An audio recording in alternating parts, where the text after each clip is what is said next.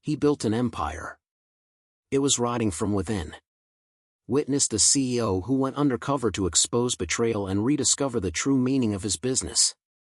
The Riverside branch of Fresh Bites sat like a tired relic under the sodium glow of a street lamp, its parking lot empty save for a scattering of wrappers skittering in the wind.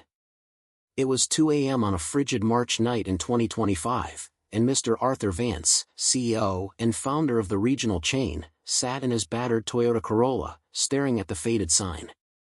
23 locations bore his name, a dream forged from a beat-up food truck 15 years ago into a Midwest institution. But the dream was souring. Profits had stalled for months, customer reviews stung with one-star venom, and employees were vanishing faster than he could hire replacements. Regional managers fed him platitudes, "It's a blip, Arthur. We're fine." He didn't buy it. Numbers didn't lie, and neither did the knot in his gut. Something was rotting inside Fresh Bites, and he was done waiting for someone else to find it. Arthur tilted the rearview mirror, studying the stranger he'd become. The crisp-suited CEO was gone, replaced by Mike Wilson, scruffy beard, tangled hair, and a flannel shirt that smelled faintly of mothballs. He'd spent weeks letting himself unravel, crafting a disguise no one would tie to the man on the company website. Tonight, he wasn't the boss, he was a ghost slipping into his own empire to hunt the truth. The next morning, Arthur pushed through the greasy glass doors of Riverside. The air hit him like a slap, burnt oil, stale coffee, and a whiff of bleach that didn't quite mask the despair. A hostess slouched at the podium, scrolling her phone. "Manager in back," she muttered, not looking up. "Good luck." He navigated a maze of sticky tables, overturned chairs, and a trash can spilling napkins to reach a cramped office.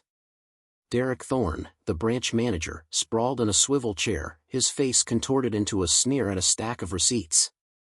"Mike Wilson," Arthur said, extending a hand. "Here for the kitchen helper job." Derek didn't take it. He flicked a glance at the fake resume, 2 pages of invented dishwasher gigs at non-existent diners, then tossed it onto a pile of takeout wrappers. "You worked a fryer before?"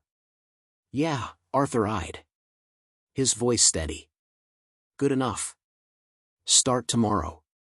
$10 an hour. Don't screw it up. No background check. No references. Nothing." Arthur's stomach churned. Red flag number 1. If the hiring process was this flimsy, what else was crumbling? Day 1 was a descent into hell. The kitchen roared with chaos, shouts bounced off tiled walls, pans crashed, and the air shimmered with heat and tension. Arthur scrubbed grease from a stovetop, his hands raw from cheap soap, but his eyes were everywhere.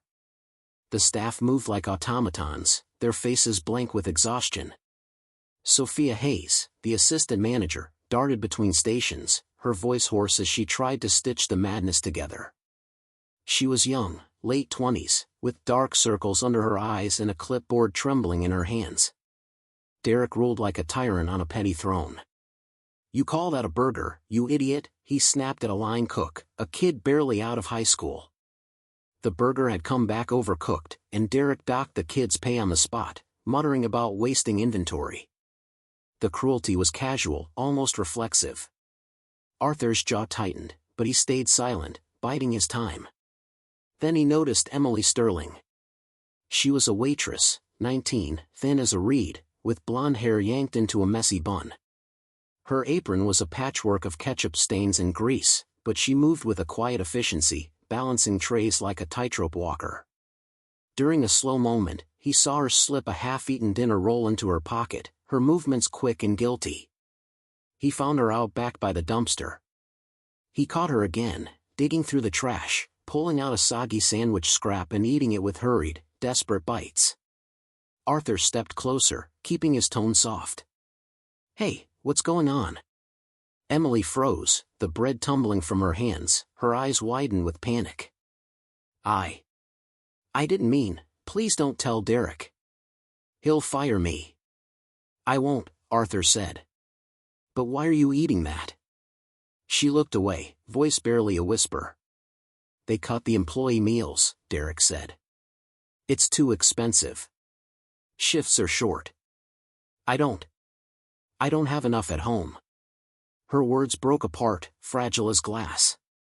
Arthur's chest tightened. Emily was a high school senior working to help her single mom pay rent in a crumbling trailer park. This job was supposed to save her, not starve her. The days stretched into a grim marathon. Arthur scrubbed, chopped, and listened, piecing together a mosaic of dysfunction. Derek wasn't just a bully, he was a parasite. Paychecks arrived with mysterious deductions, uniform fees, equipment damage that no one could explain. Leftover food, once donated to local shelters per company policy, now filled the dumpster. Customers grumbled about soggy fries, cold burgers, and watery soup, but Derek shrugged it off, pocketing tips meant for the staff. One night, Arthur lingered after his shift, wiping down counters as Sophia confronted Derek in the office. Her voice trembled with frustration. "We're bleeding people, Derek. Emily's on her last legs. She's eating trash to survive. We need more hours.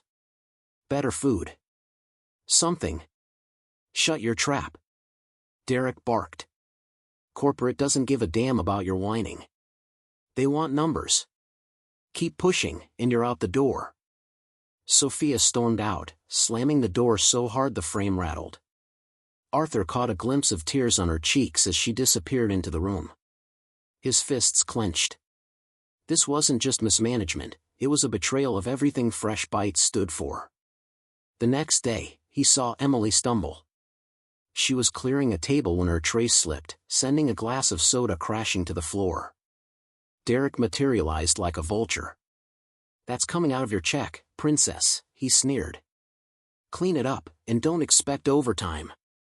Emily nodded mutely, her hands shaking as she swept up the shards. Arthur wanted to intervene, but he held back. He needed more proof, not just instinct. Then came the breaking point.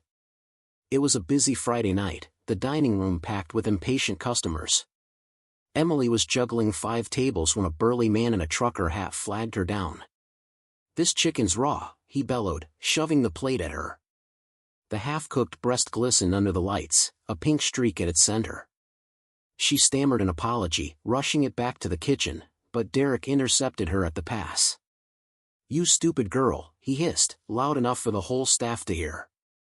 "That's on you. Pay for it or pack your bags. And don't cry. I don't have time for your drama." Emily's face crumpled, her shoulders heaving. She tore off her apron, threw it on the floor, and bolted for the exit. The door slammed behind her, a gunshot in the silence. The crew stared, stunned. Arthur's blood boiled. He couldn't wait any longer. The next shift, Arthur walked in with purpose. The kitchen hummed with its usual chaos, but the air felt heavier without Emily. Derek Thorne lounged at the counter, counting tips he hadn't earned, his smirk oily as the fryer grease.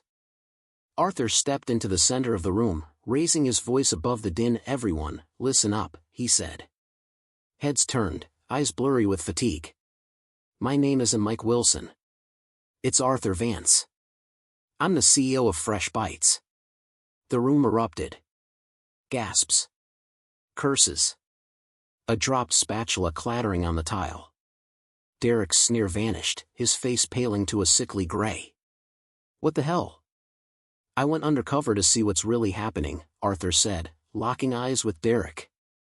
"And I found a disgrace. You steal from paychecks. You trash food while your staff starves. You bully kids like Emily into quitting. You're done, Derek. Pack your stuff and get out."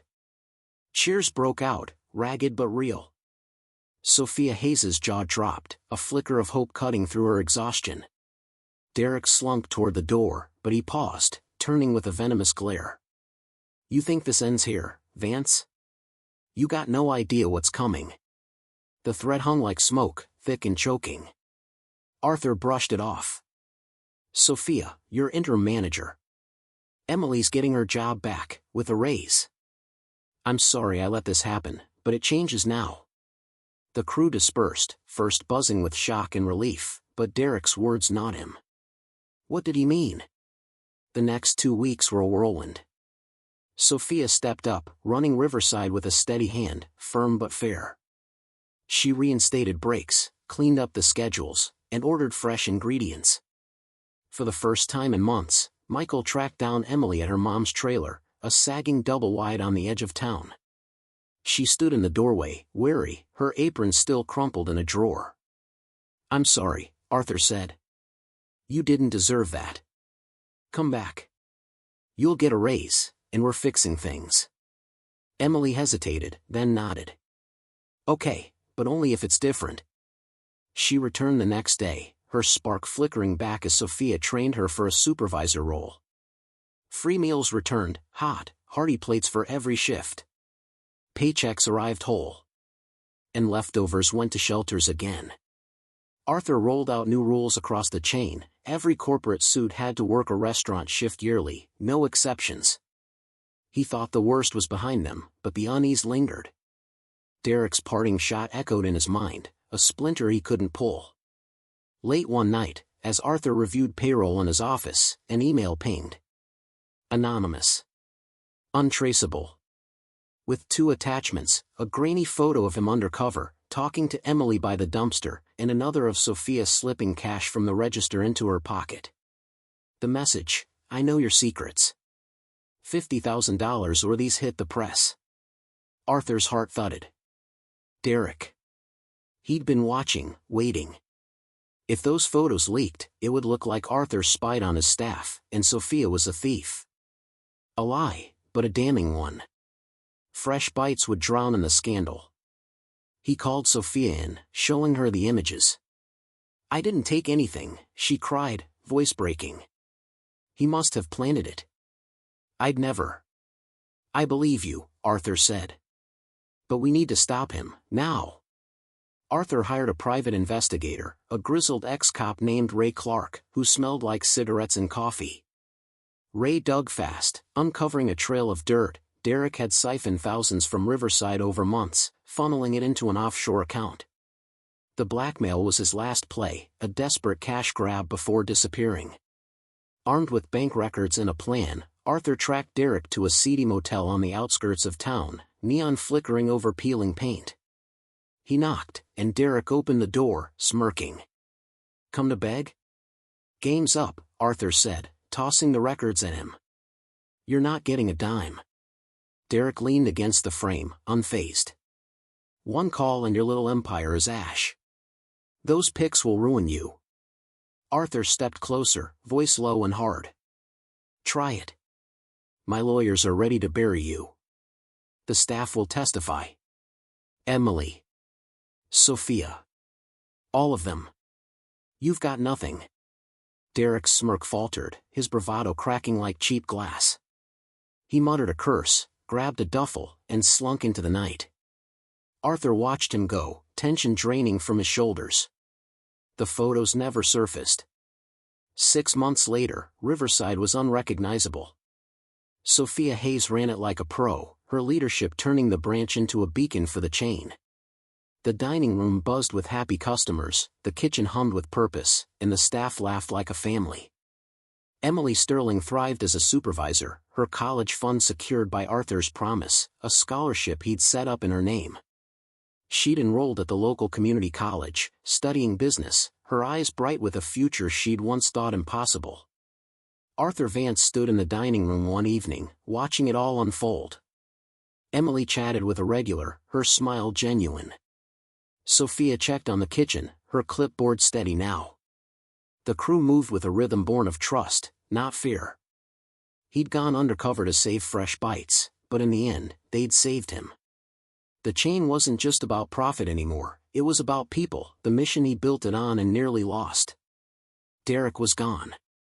The shadows lifted, and the road ahead was clear. He stepped outside, the cool night air washing over him. The sign glowed above fresh bites. For the first time in years, it felt true. If this story of transformation and justice touched your heart, don't forget to subscribe to the channel for more stories that remind us that a person's true value can never be measured by the color of their skin, the clothes they wear, or the work they do, but by the difference they make in the lives of others.